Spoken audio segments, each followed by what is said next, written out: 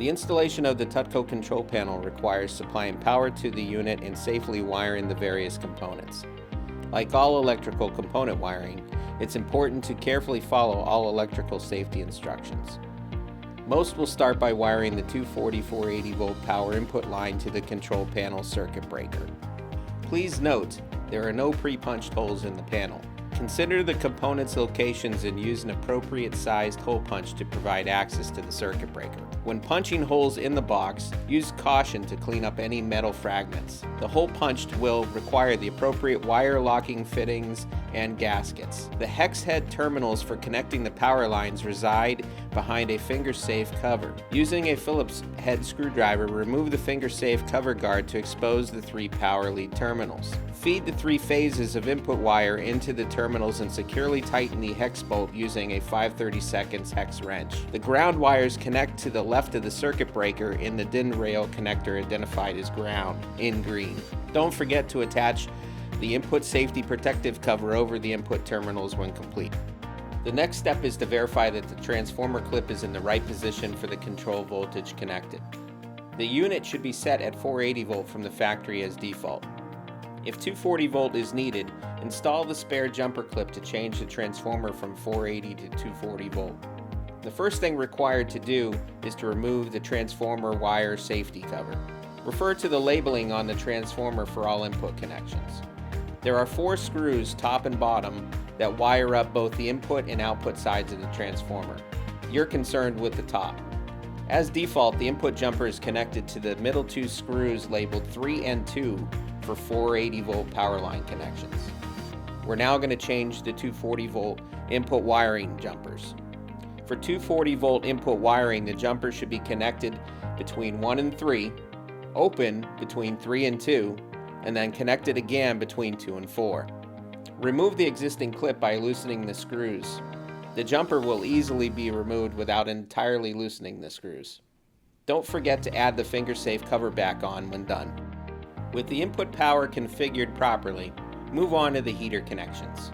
In the bottom left-hand corner of the control panel are the heater wiring connections.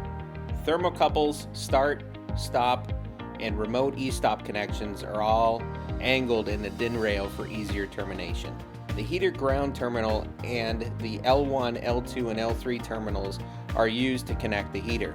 Once again, you may want to punch a hole on the bottom or the side of the panel for easy access. Using a flathead screwdriver, insert the 3 poles from the heater into the terminal blocks and tighten until secure.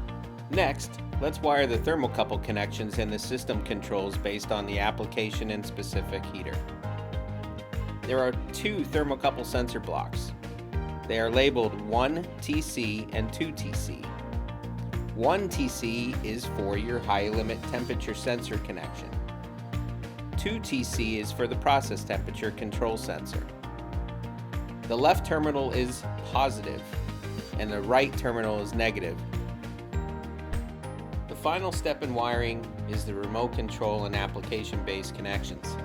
The controller can be run at the panel or remotely from a push-button station or PLC. There are 5 customer interface connections. The labeling instructions for these connections are on the inside of the door panel. There is an e-stop, a remote stop, a flow sensor connection, and a remote start. Look at the terminal blocks. There is a remote e-stop across terminals 1 and 3. Terminals 7, 8 are for the remote stop command. Terminals 8 and 9 are for the flow sensor or any other device used to stop the heater from working due to an unwanted condition. Terminals 10 and 11 are not used at this time.